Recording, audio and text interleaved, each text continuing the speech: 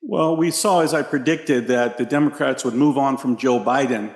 They kind of waited till June of this year. It seems obvious that the people that handle him kind of hung him out to dry by putting him on a June debate, which there was no reason to do that unless they wanted to watch him fail and be able to build up some allies to go ahead and move him aside. In doing so, they pretty much used Donald Trump. Donald Trump got used by the Democrats to expose Joe Biden. So having hung him out to dry, it does appear from all news reports that Barack Obama was instrumental in getting Joe to move aside. Now, that's when things got interesting because they did force Joe to say, to sign a letter that said he was stepping down from the Democratic nomination.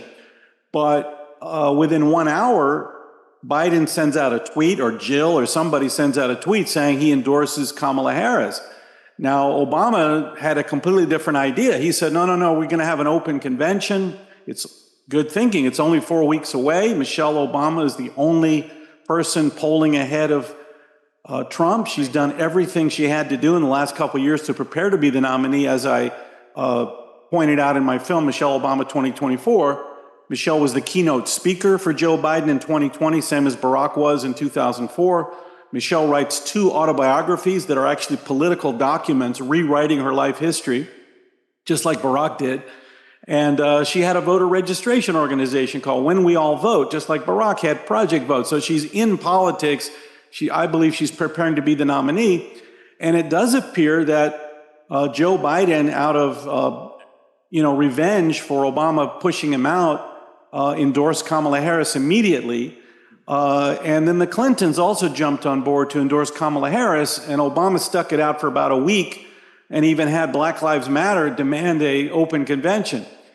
But it kind of appears like one of these mafia family turf wars where the Clinton crime family and the Biden crime family outmaneuvered Barack Obama. They've been around for 50 years. Compared to them, Barack Obama is kind of a recent phenomenon, didn't have quite all the connections he thought he had. So that's what I see, that they outmaneuvered him by preventing an open convention where he thought Michelle would be acclaimed at her hometown convention in Chicago. But it is strange because Kamala Harris really accomplishes nothing. They removed Biden on the premise that he couldn't win, that he was doing terrible in the polls.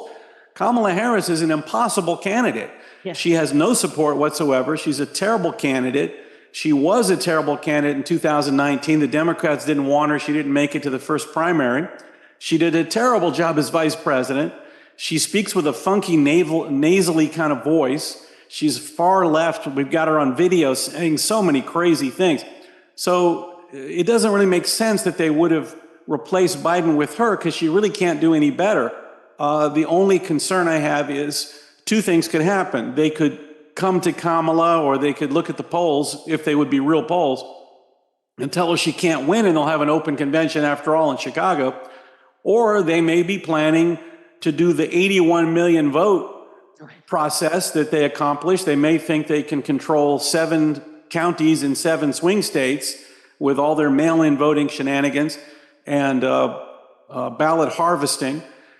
You can see the recent example in Venezuela of the Marxist government there. Because Marxist policies don't work historically, they have to have fake elections. So that may be what's up their sleeve. So those are the things I see that we need to watch out for. Kamala is a straight up Marxist political opportunist. You can see that the Democrats, because they don't want you to look at her background or watch all those videos of her saying things like, people between 18 and 24 years old are stupid. That's what she said. So you've got so much stuff. So they're bringing out the race baiting. They want you to think, of her as black. I did the film about, the Trayvon hoax, which we've talked about before. That's how the Obamas were into race relations in this country. When Obama was elected in 2008, 70% of both blacks and whites said race relations were positive. When the Obamas left office 8 years later, it flipped. It was only 30% of both groups saying it was positive.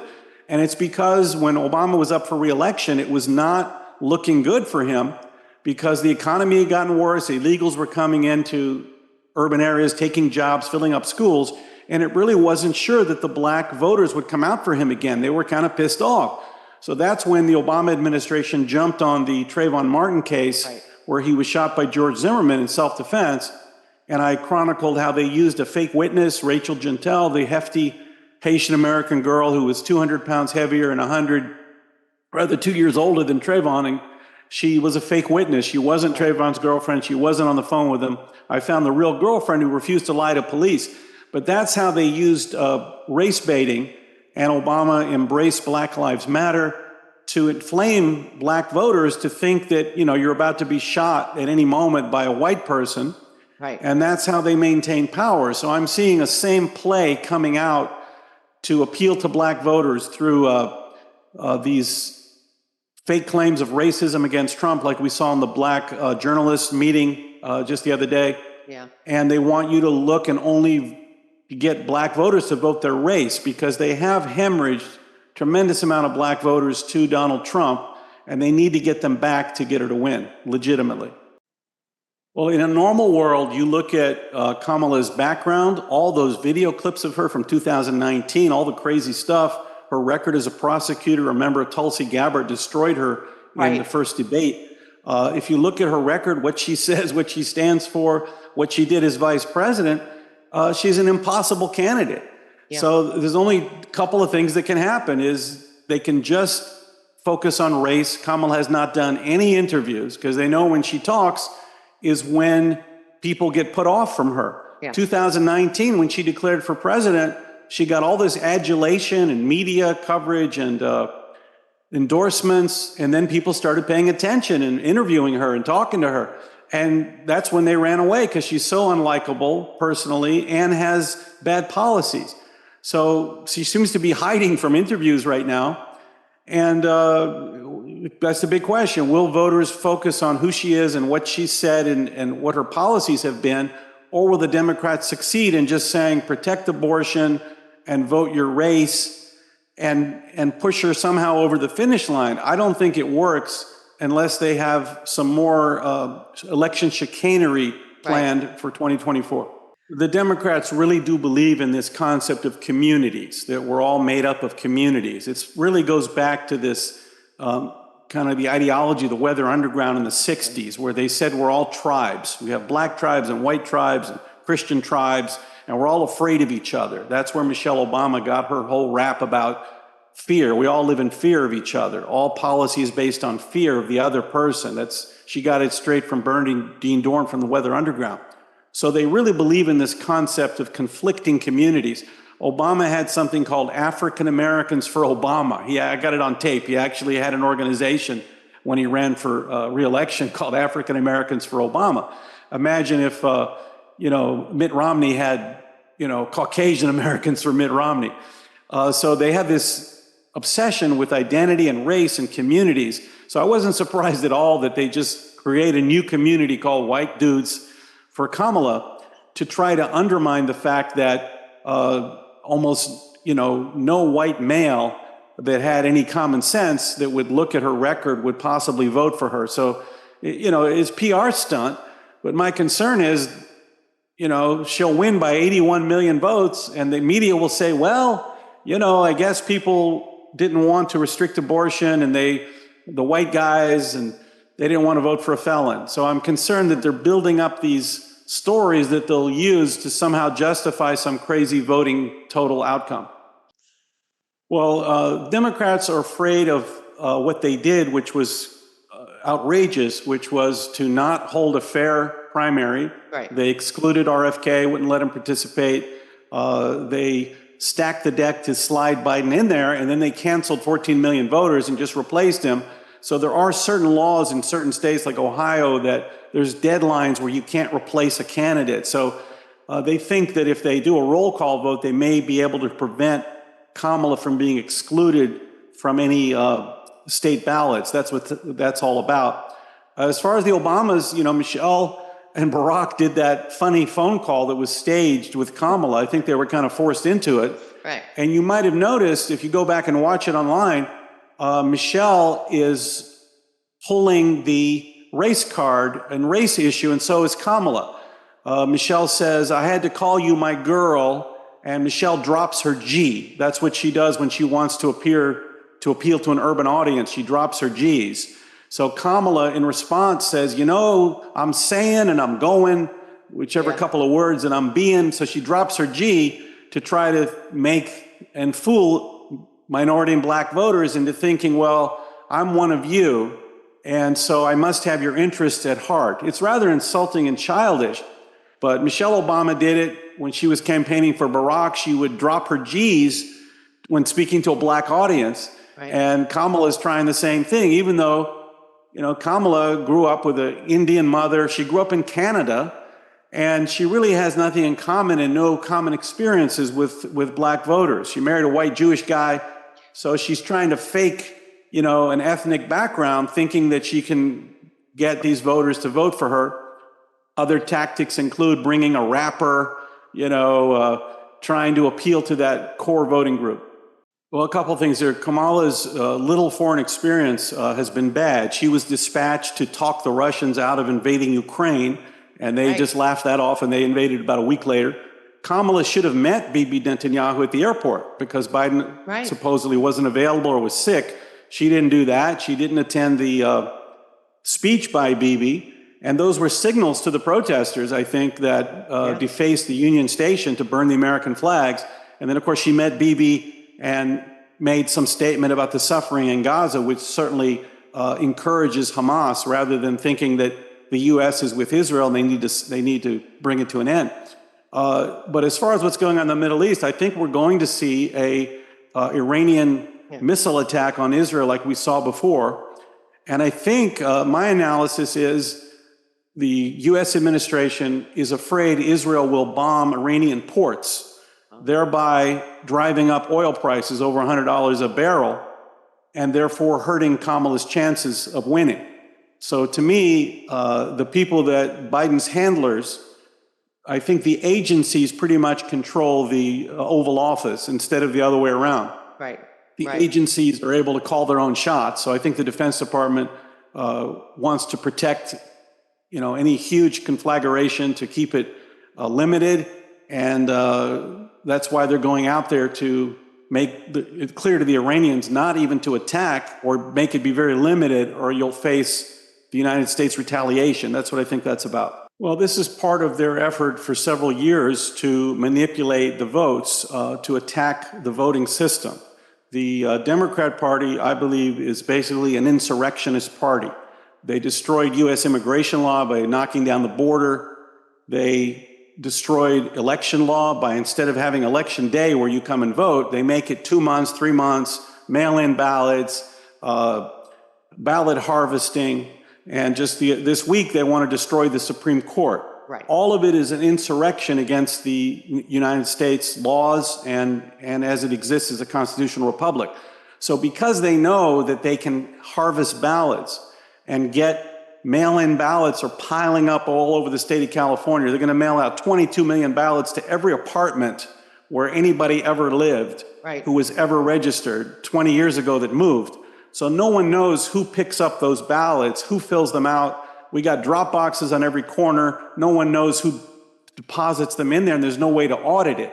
So getting the U.S. government to, act as a voter registration organization and use every agency in government to register every single person you can imagine just increases the numbers of these ballots, which will be floating around out there in the mail system for people to scoop up and fill out. So that's what it's part of. It's part of the assault on the election system, because Democrats can never win elections. Americans will never vote for this socialist Marxist nonsense that Barack Obama brought on the scene. That's why he ran as a stealth candidate. Barack, remember 2008, he said, I'm going to obey the Constitution. We're going to keep the border. I support Israel. Marriage is between man and a woman and God, not man and a man. So I made the film, Dreams from My Real Father, showing that Barack was a hardcore revolutionary Marxist raised in Hawaii by Communist Party USA member and black Bolshevik Frank Marshall Davis. And I made the argument that actually was his real biological father as well. But we made the argument that Obama is a stealth radical, and Obama ran as a mainstream candidate. And once he got into office, he threw the voters under the bus and pursued this radical agenda that nobody voted for. Right. Now, a similar thing is happening with Kamala Harris because she is a San Francisco radical Right. who believes far left of Bernie Sanders in every radical equity, DEI, we have to have the same outcome, defund the police, all this crazy stuff that no one would possibly agree with. So the media now is doing a makeover that she's some kind of mainstream person. And that's the only way they can, hope to get elected, by not exposing their real agendas. Well, the Biden money can be legally transferred to Kamala, but supposedly they raised like $100 million or $200 million. And there's a lot of research about this, that it comes from these somehow larger donors that who knows where the money comes from. I mean, does it come from Ukraine? Right. And then they assign it to hundreds of thousands of people as small donations. This has been documented. Right. And they've tracked people down and said, did you donate to this Kamala Harris or, before it was Biden? And they said no. Right. So there's a lot of chicanery that goes on. Where does this money really come from? I think Kamala has no support. No support. She has no appeal whatsoever. Nothing about her is appealing, not personally. Even with Obama, people made the argument, well, they don't agree with his policies in 2012, but they reelected him because he's so popular. They like him. He's likable. Kamala is not likable, and she has bad policies. So I'm very skeptical if any of these donations are legit. It's not out of the question, because the whole premise of getting rid of Biden was telling him you can't win. He even said, if the polls show I wasn't winning, I'd step aside. So if the Democrats have real polls that are internal polls, and those are certainly going to show them that Kamala has no chance. So you could make the same argument. The DNC is in Chicago, Michelle's hometown. I believe, the delegates will be screaming, Obama, Obama. There's nothing Democrats love more than Barack and Michelle, and they definitely want them back in the White House. So they definitely used Donald Trump. They used him by saying, let's do a June debate. They suckered him into it, and he did the job for them to help expose Biden. So could their plan be, well, let's exhaust Trump for a couple more weeks, attacking Kamala, and then we'll just tell Kamala that, Michelle's willing to do it? It could happen. So it's a little less likely every day, but it could happen because Kamala is an impossible candidate. That's why I'm very concerned if they'll get her another 81 million votes, and they've stacked the situation so you can't do anything about it. Right, exactly. Every lawyer that advised Trump, if you were an attorney and advised Trump how to go to the courts to deal with election fraud, you got disbarred or charged with a crime. So you're not going to be able to find a lawyer to even advise you about election fraud, and the courts are terrified to deal with it. So it's almost, they've created a situation where they could just announce any outcome, and it's as though there's nothing anybody can do about it. Democrat Party's policy is an insurrection against the Constitution of the United States. Let's just take illegal immigration. By destroying U.S. immigration law, which requires people to you're supposed to go to the U.S. Embassy in your country. Go to the U.S. Embassy in Peking or in Cairo or in Kabul and apply. And your application gets looked at, you get a medical check, they look if you can support yourself, and then they decide on who they want to let in the country. That's our immigration system. It worked for years. Democrats decided to destroy it and just allow millions and millions of people to inundate the country. There can be no idea other than to destroy the United States Constitution and the constitutional republic. So Harris or another Obama administration will be allowing millions of people to come in the name of immigration justice or any kind of justice, and just say, well, we have to help people, put them all on Medicare, give them government jobs, educate them. The United States will collapse. You can't have 100 million people coming in from the third world, and that's what they intend to do. They intend to they want to get rid of the Electoral College. They want to stack the Supreme Court. They'll make Puerto Rico and Washington, D.C. states and add 4 Democrat senators. So the goal is a permanent one-party state where the U.S. Constitution no longer restrains them. The Constitution is a document of restraint. It restrains government from tyranny. And their goal as stated openly, has been to eliminate piece by piece parts of the Constitution. Immigration law, Second Amendment, First Amendment's under attack, Right. U.S. Supreme Court's under attack. I see it as a big insurrection to destroy the constitutional republic and replace it with the dream of these crazy 60s radicals that the Obamas befriended, Bill Ayers and Bernardine Dorn, that wanted to replace the Constitution with a socialist republic. Well, a couple points. I was not surprised by the deal with the Al-Qaeda terrorists because Marxists and Islamists have a lot in common. They've always been natural allies because both of them see Western free markets and Western capitalism and Western government as an enemy, their common enemy, and an obstacle to taking power. So these guys love to work with each other. As far as the Russian deal and others, I think we just have different agencies. You got the Defense Department has their influence on certain things. The State Department is influencing things. The government is not run properly. It's not run by a chief executive who has a vision and principles of what he's trying to accomplish. It's just run by the agencies that do whatever they think is in their own interests. So that's why we have inflation and a border crisis and wars around the world, because we have no leadership right now. So I think things are going to get a lot worse before the election. The Iranians, I think, are going to attack Israel. The Chinese would be almost crazy not to use this to their advantage to achieve what they've tried to do for years, which is to take over Taiwan. Why wouldn't you do it now when Biden is so impotent?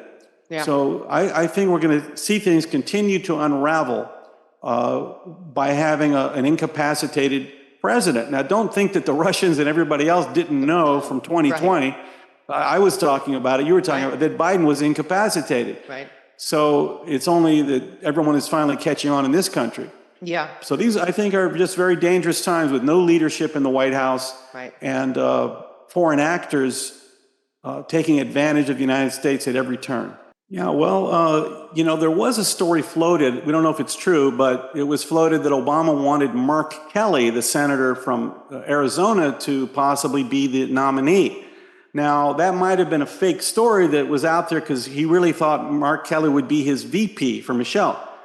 But if it was true, then he would have needed a black female VP. So that would have been Michelle, and that kind of would have made sense still, because she would, bring back the minority vote, and she wouldn't have to do too much as VP. Right. So I think Michelle, if it sticks with Kamala, Michelle Obama could still be on the table as a vice presidential potential nominee. I'm with you. I don't see that the Democrats would have any value in some, old white guy governor from some Midwest state. I don't think that they would think that would bring any value to their ticket. So I'm really on the edge here to see what's going to happen if Kamala makes it to the convention, who she's going to choose for BP. I just don't think it's going to be, a white guy that is so disdained by the Democrats.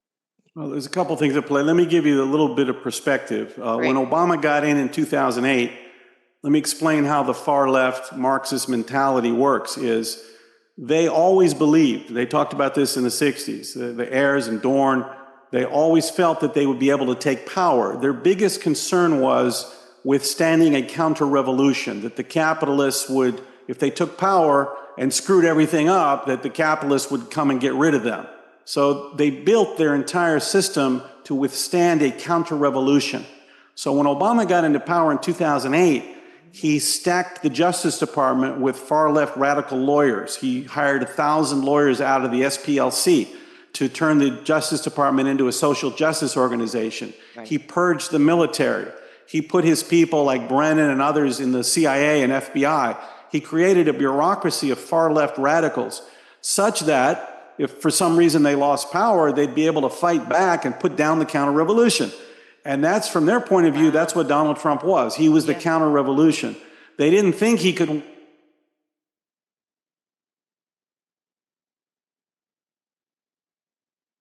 fight the Trump presidency on every level, the Russia hoax, all kind of investigations, impeachments to hamstring him.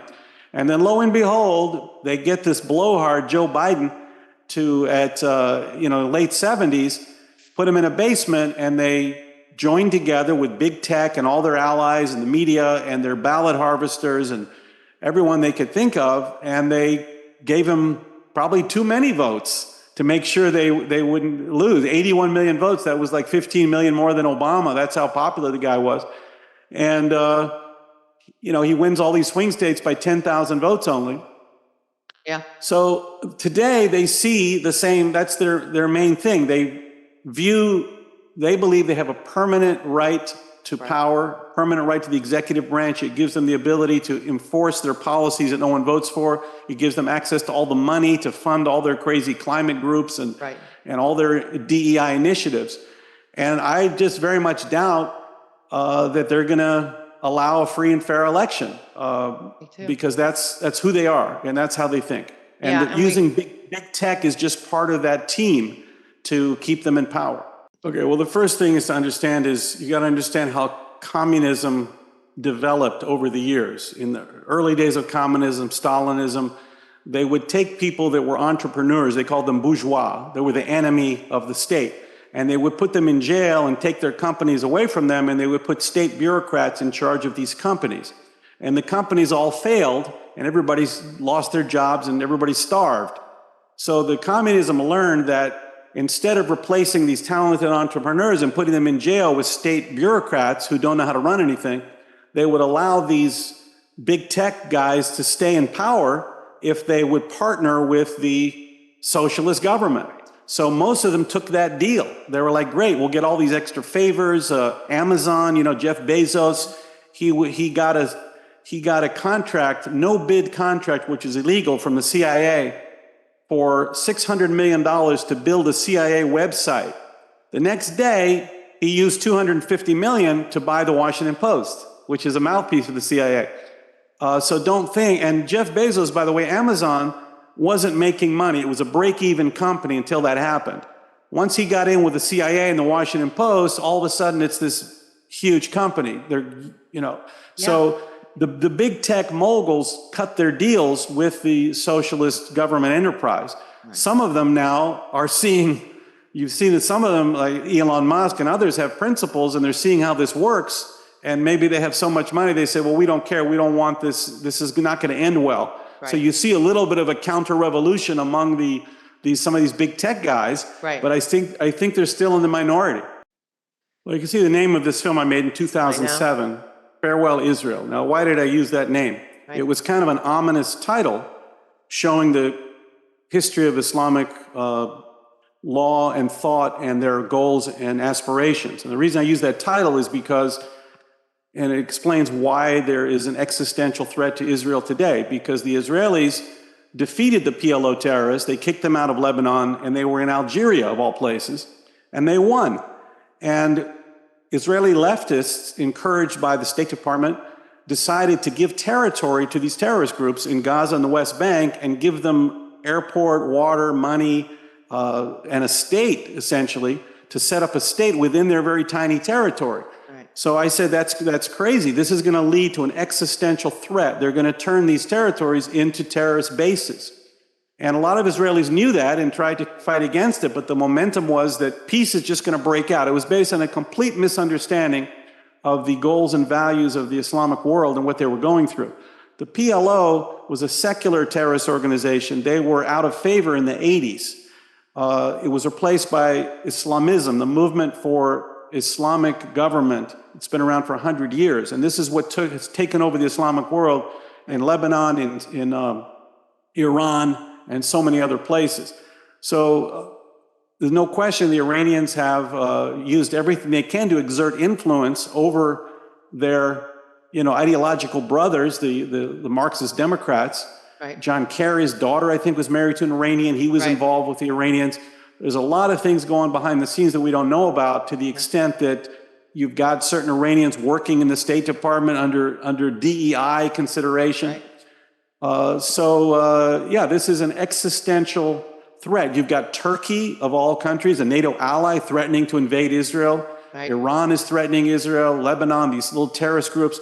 So it never should have gotten to this point, but the Israelis used very, very stupid diplomacy, the idea that we'll give away territory to terror groups and peace is going to break out. It's a fundamental misunderstanding and a fatal flaw of their policy that's led to this war for a year, and it's going to get worse by the time this video comes out. It's going to get much worse. Sure. Well, the climate hoax is an assault on freedom and prosperity, and it's a way to get socialist ideals accepted, money for all these programs that no one would ever vote for. So I made a film looking at the core of where does this whole climate policy come from, and it came from Senator Al Gore, who was kind of the person that pushed it, beginning with his book in 1992 called Earth in the Balance, and then with his movie An Inconvenient Truth in 2006, he wins the Nobel Prize. He becomes like the godfather of climate science, and it penetrated all of our media and all of our governments and spent trillions of dollars on this climate stuff. And so I went and looked at Al Gore's life history, and I did that because I actually worked for Al Gore. I'm from Tennessee originally. So when I did my MBA degree in Washington, D.C., I was an intern for Al Gore in his Senate office. So I kind of got to know him a little bit. And so I go into Al Gore's history as a child of a U.S. senator, someone who was ordained to become president one day by his parents. And I look at his climate science. Now, when Al Gore, who's no scientist, all this time throughout the years, he's always said that he got his climate science from his Harvard professor, who was a mainstream professor named Roger Revelle. So I went and looked at Roger Revelle's papers at the University of San Diego, California, and all his articles, and it turns out his professor never agreed with Al Gore. He actually said Al Gore was wrong. So I went and I researched, where did Al Gore get all this environmental apocalypse, climate emergency stuff from? And I found where he really got it from. And I show how the whole climate thing is a big hoax based on complete nonsense. One of the biggest fundamental things I learned, which I didn't know enough about, is what is carbon dioxide? Right. Carbon dioxide is not a pollutant. We breathe it. When we breathe, we have carbon dioxide. When we burn fossil fuels, you get carbon dioxide. It's only 0.003%. It's only like a quarter of or a third of 1% of all the gas in the atmosphere is carbon dioxide. And it's all absorbed by the plants and the oceans. Right. The more carbon dioxide, the more plants grow. So you could triple the amount of our carbon dioxide. It would just be taken up by the plants, and they would grow 2-3 times higher, and in places they never grew.